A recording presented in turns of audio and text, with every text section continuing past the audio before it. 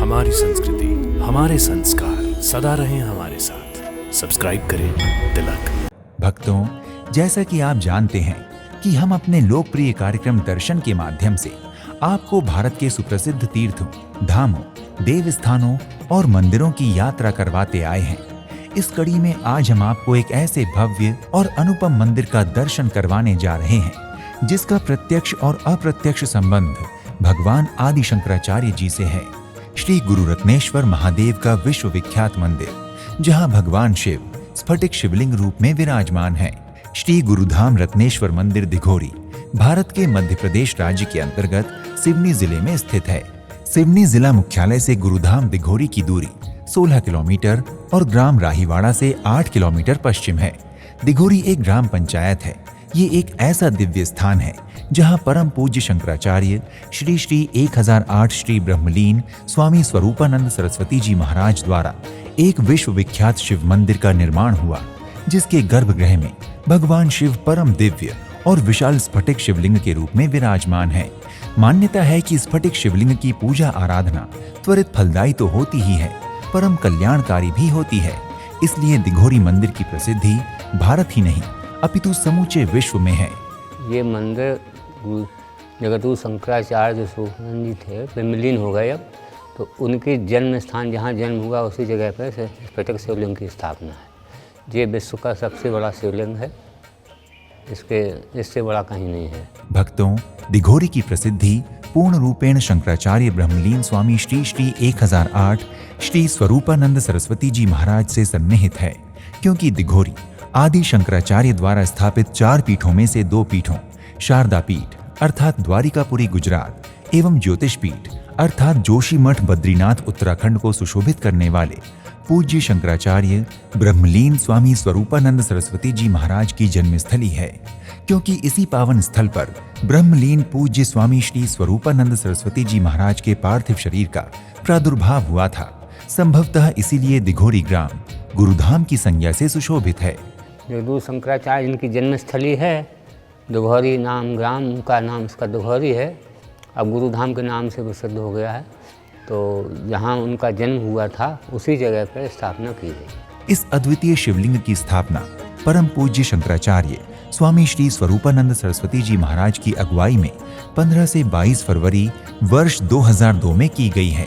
इस दौरान देश के समस्त पीठों के शंकराचार्यों और कई महान धर्माचार्यों द्वारा विभिन्न प्रकार के यज्ञ, अभिषेक तथा अनुष्ठान संपादित किए गए थे।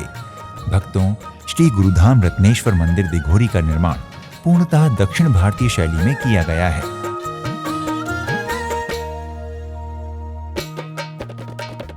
मंदिर में सीढ़ी चढ़ने के बाद एक हॉल में विशाल नंदी विराजित हैं। इसके बाद गर्भगृह में स्फटिक शिवलिंग स्थापित हैं। गर्भगृह के द्वार के दोनों ओर सशस्त्र द्वारपाल स्थापित हैं। भक्तों, दिघोरी स्थित श्री गुरु रत्नेश्वर महादेव मंदिर के विशाल परिसर में कई देवी देवताओं की मूर्तियां, पार्किंग तथा विश्राम स्थल आदि बने हुए हैं। भक्तों, दिघोरी स्थित श्री गुरु रत्नेश्वर महादेव मंदिर में एशिया का सबसे बड़ा स्फटिक शिवलिंग विराजमान है। ये स्फटिक शिवलिंग प्राकृतिक है, जो बहुत ही दुर्लभ होता है। इसलिए दिघोरी में विराजमान स्फटिक शिवलिंग की महिमा बहुत अधिक है, क्योंकि धर्म ग्रंथों के अनुसार स्फटिक शिवलिंग बहुत ही शुभ होता है। इसके दर्शन मात्र से ही सभी मनोरथ सिद्ध हो जाते हैं। इसका पूजन बहुत ही कल्याणकारी होता है।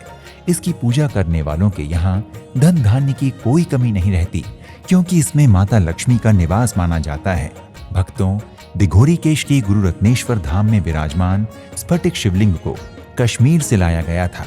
भारतीय धर्म ग्रंथों में इसके पूजन का बहुत अधिक महत्व बताया गया है। कहा जाता है कि स्फटिक शिवलिंग बर्फ की चट्टानों के बीच कई वर्षों तक पत्थर के दबे रहने से निर्मित होता है। भक्तों, दिघोरी के गुरु रत्नेश्वर महादेव मंदिर में यात्रियों और दर्शनार्थियों के दर्शन पूजन का समय प्रातः 5:30 बजे से रात्रि 8:30 बजे तक निर्धारित है।